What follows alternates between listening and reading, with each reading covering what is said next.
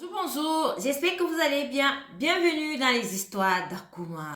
Alors les amis, on parle de quoi aujourd'hui? J'ai été vendue par mon compagnon. Ouh, moi je ne savais pas que j'étais vendue par mon compagnon. Donc j'ai été bloquée dans un engrenage.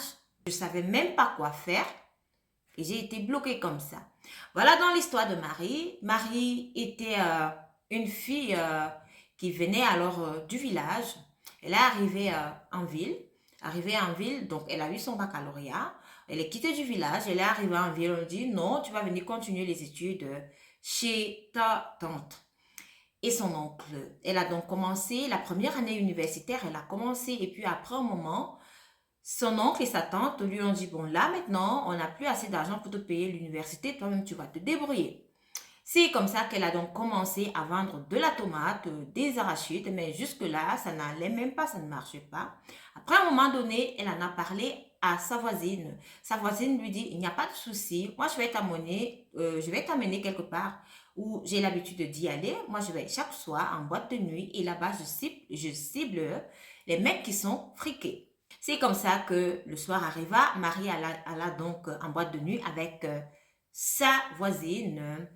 Arrivée là-bas, elle lui dit non, il faut seulement regarder les gens qui ont beaucoup d'argent. Ça veut dire tu regardes la façon dont ils sont habillés. C'est comme ça qu'il y avait donc un monsieur assis devant eux. Et la voisine de Marie, elle faisait tout le temps à Marie les gestes avec la langue, lui dit, bon voilà, pour lui dire, voilà, est-ce que tu vois pas le monsieur qui est assis à face de toi? Va vers lui. Elle dit, elle dit à sa voisine, moi, j'ai jamais fait ça, je suis jamais allée vers un homme. Et puis elle dit, mais fais le premier pas, comme il est seul, tu vas parler avec lui. C'est comme ça que Marie elle a commencé à causer avec le monsieur.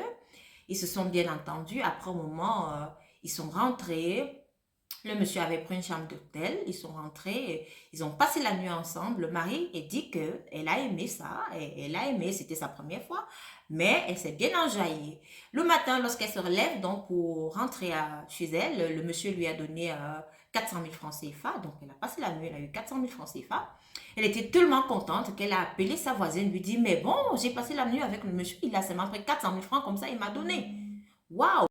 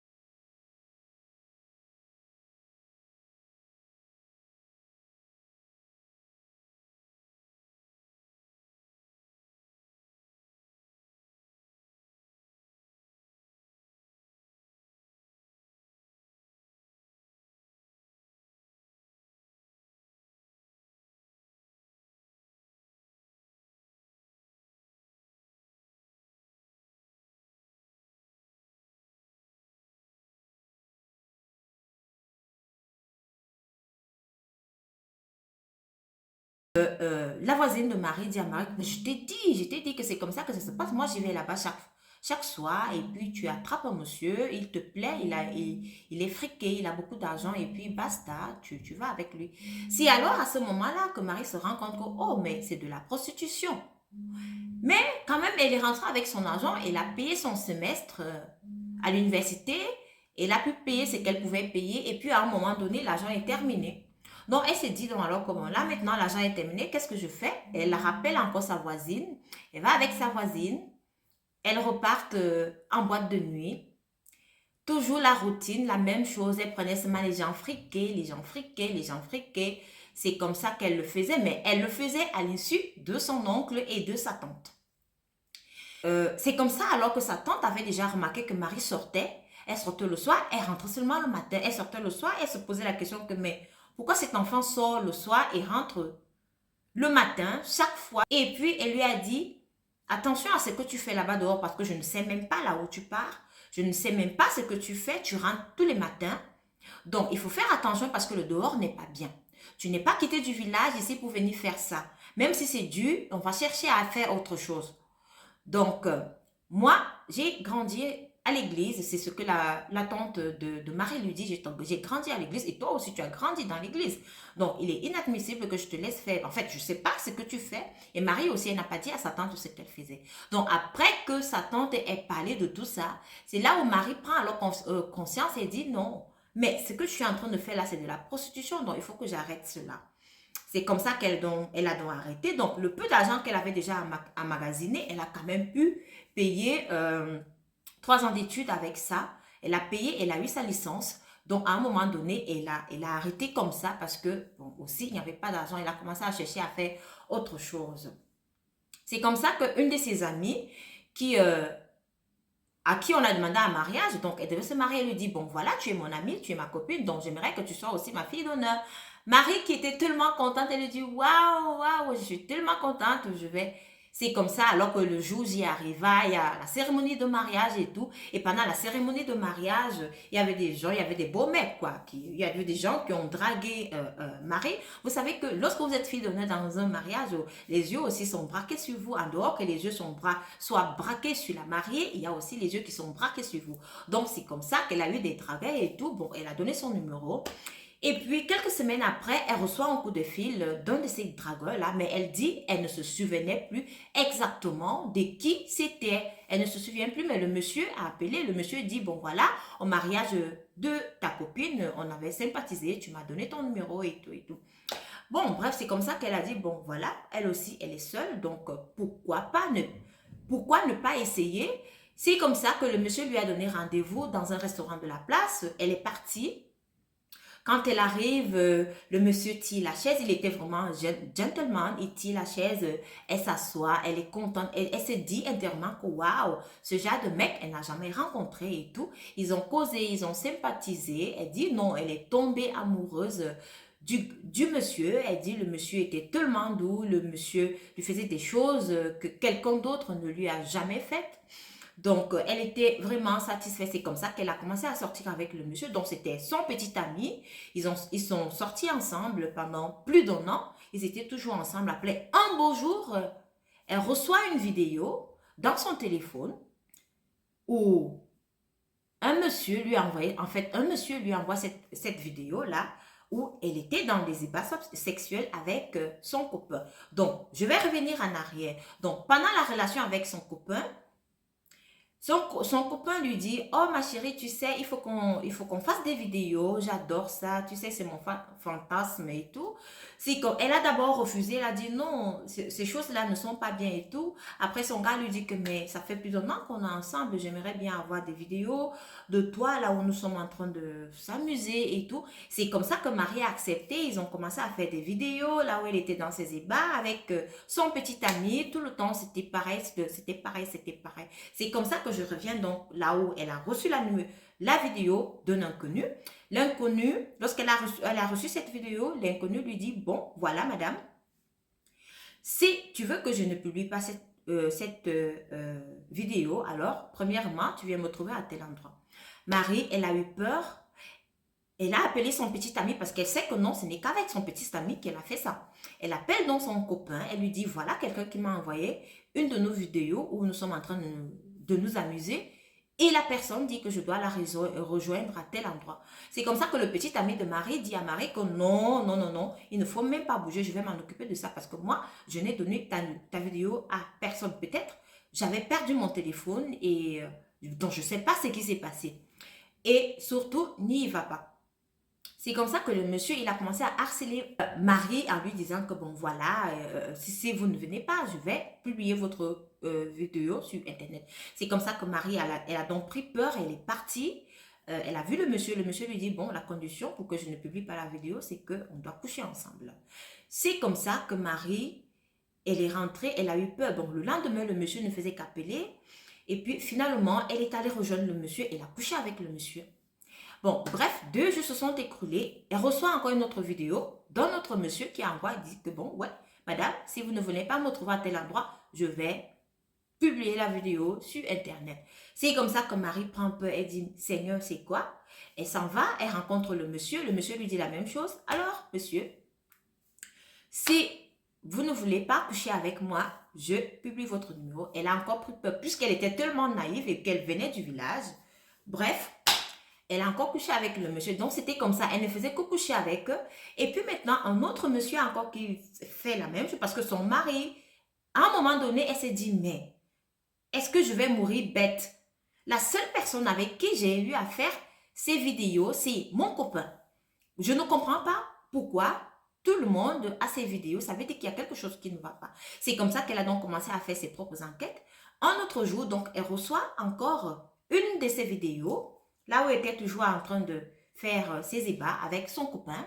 Et le monsieur lui dit, bon, voilà, vous me retrouvez à tel endroit. Elle arrive à l'hôtel, elle rencontre le monsieur dit, bon, voilà, pour qu'il ne publie pas la vidéo, il faut qu'on couche ensemble. C'est comme ça que Marie, elle a encore accepté, et puis elle a couché avec le monsieur. Pendant qu'ils avaient terminé de le faire, le monsieur reçoit un coup de fil. Lorsque Marie guette dans le téléphone du monsieur, elle se rend compte que elle voit d'abord le numéro et le nom qui s'affiche. Elle reconnaît le nom parce que c'était le nom de son petit ami. Et là, maintenant, le monsieur prend le téléphone. Elle entend comment le monsieur est en train de dire à son ami, bon, voilà, oui, je vais te faire le virement, après. Donc, tout s'est bien passé et tout et tout. Marie qui se pose la question, comment tu vas faire quel virement, à qui et comment ça, tout s'est bien passé?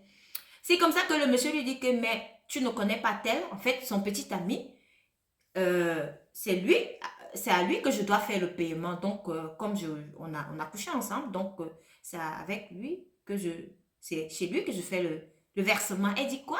C'est chez lui que vous faites le versement? Le versement de quoi? Donc, c'est là où elle se rend compte que, bon Dieu, elle a été vendue par son petit ami. Elle est vendue, donc elle fait la prostitution. Donc, son petit ami, lui, il prend l'argent, il se sert de ces vidéos-là pour mettre la pression sur elle. Et c'est comme ça qu'elle s'est donc rendue compte. Lorsqu'elle s'est rendue compte, il était déjà trop tard. Donc, elle avait déjà couché avec plusieurs. Elle a fait cela avec plusieurs. Et c'est là aussi qu'elle est allée voir la police. Elle a dit à la police, elle a porté plainte. Avant d'aller voir la police, parce qu'après, elle a continué à recevoir les coups de fil des gens qui disaient qu'ils avaient ces vidéos avec son copain et tout. Et là, elle a bloqué tout ce beau monde-là. Elle a changé de numéro. Elle est allée voir la police. Elle a dénoncé son copain. Et c'est comme ça qu'elle a porté plainte à son copain. Et son copain a été arrêté et tout. Et là, elle a eu l'impression que le monde s'était écroulé parce qu'elle a pleuré, tellement que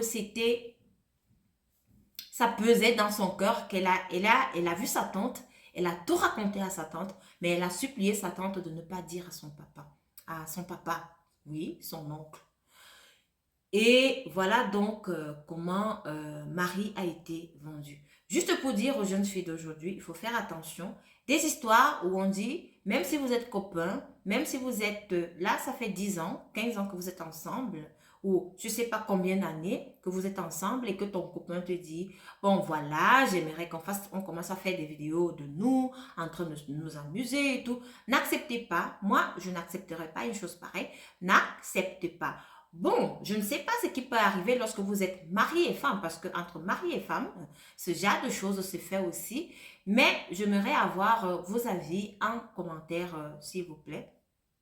Donnez vos avis. Mais je pense que lorsqu'on est jeune et qu'on a encore la recherche de sa vie et qu'on cherche encore à se retrouver quelque part, faire des séances de ce genre n'est pas à conseiller. Donc, il ne faut pas le faire.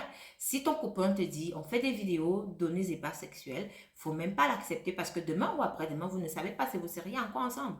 Si vous n'êtes plus ensemble, il va rester avec. Qu'est-ce qu'il peut faire avec? Il peut vous menacer avec cela. Donc, c'est ce qui est donc arrivé à Marie. Voilà, laissez vos commentaires et merci de m'avoir écouté. Et surtout, n'écoutez pas les histoires seulement pour écouter. Abonnez-vous aussi sur YouTube.